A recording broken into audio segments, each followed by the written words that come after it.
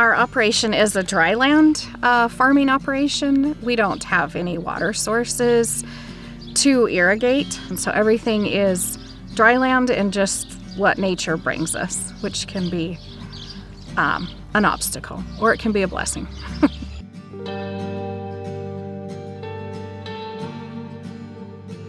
Dryland farming is stressful because we don't always know what we're going to get, but you're at the mercy of Mother Nature and what she'll give you and not give you, or what she'll take away. I'm PJ Myllymaki. I'm a farmer rancher with my husband Kurt. Kurt Myllymaki, third generation farmer from Stanford, Montana, Judith Basin County.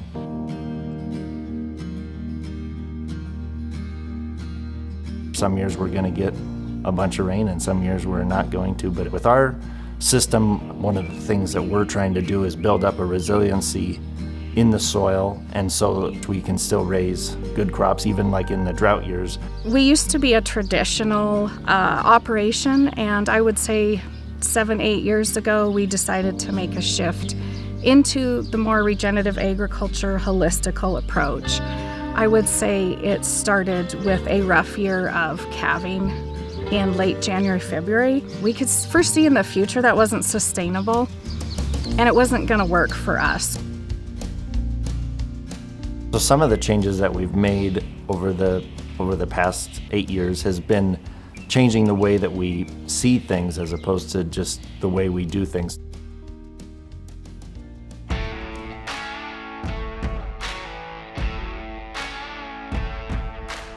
When we move the cows, we move them every morning, but it takes, a half an hour.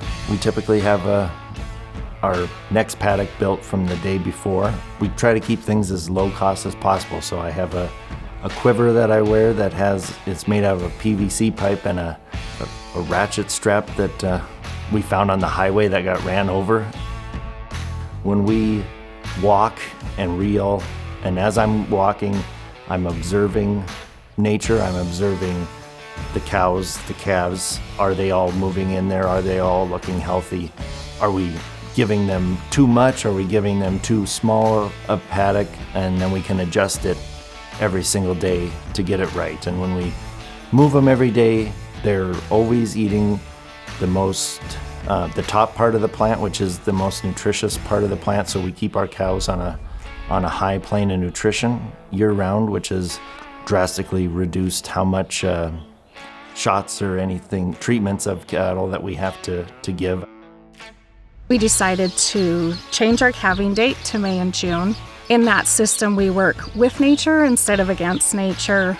We also do a managed grazing system, so we're constantly moving our cattle, managing what they eat, monitoring our grasses. We gave up haying so we could spend more time doing like spring projects and just monitoring our grass and working on our grazing plan. We also then went to a no-till farming system, and that consisted of buying a disc drill, going to a stripper header. We leave a lot more residue.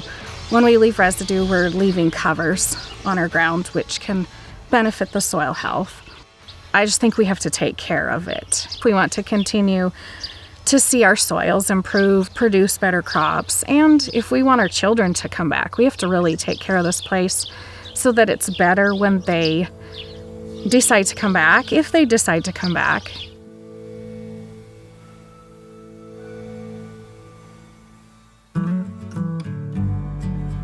Our daughter, Katie, she is 12, going to be 13 tomorrow. She takes after her dad in her humor. But yeah, she's smart and hardworking, creative. Just working together as a family is really good, that the connection that we all have. Well, Cameron, he's a lot smarter than me, and helping him with schoolwork and stuff, I think I've helped him like twice with homework the whole time he's been growing up, and he works hard, and when he really gets focused on something, you can't hardly get him off of it. Pretty lucky on that part. They're both nice kids that do well, and they're good kids, and they're healthy, and just good genes, I guess, from their mom, I guess.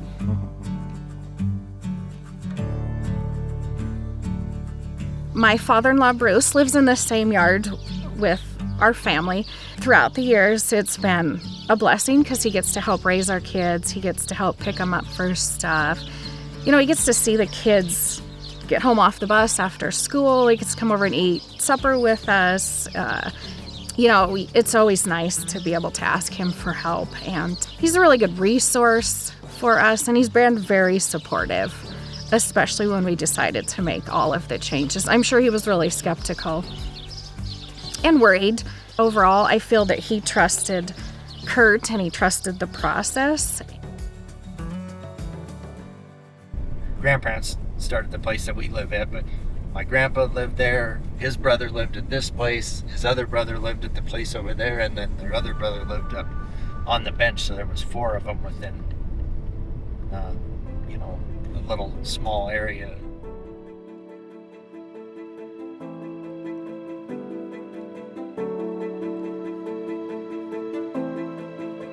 I would say the reason to do things this way is our quality of life is better. Our bottom line is better. The basic premise of the system is to work with nature and do right by the soil. We're taking care of the land. It's a privilege to live here. It's a privilege to farm and ranch and be producers. In our state, in our county, I just think we have to take care of it. Yeah, so one of the soil health principles is trying to integrate livestock into your farm ground. We've done that and been able to integrate our livestock into our cropland, some of it that we've had for 70, 80 years, and it's never had a cow on it before.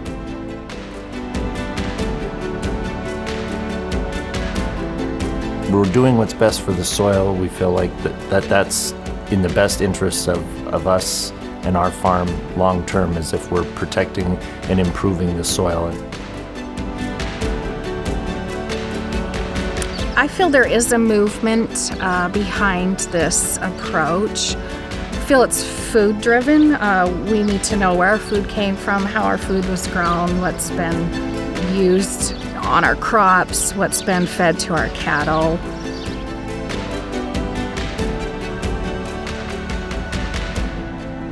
Personally, I love the whole regen ag stuff. It just makes way more sense than anything else. It's a lot less labor for just every different statistic and logistic just adds up, and it overall makes a lot of sense.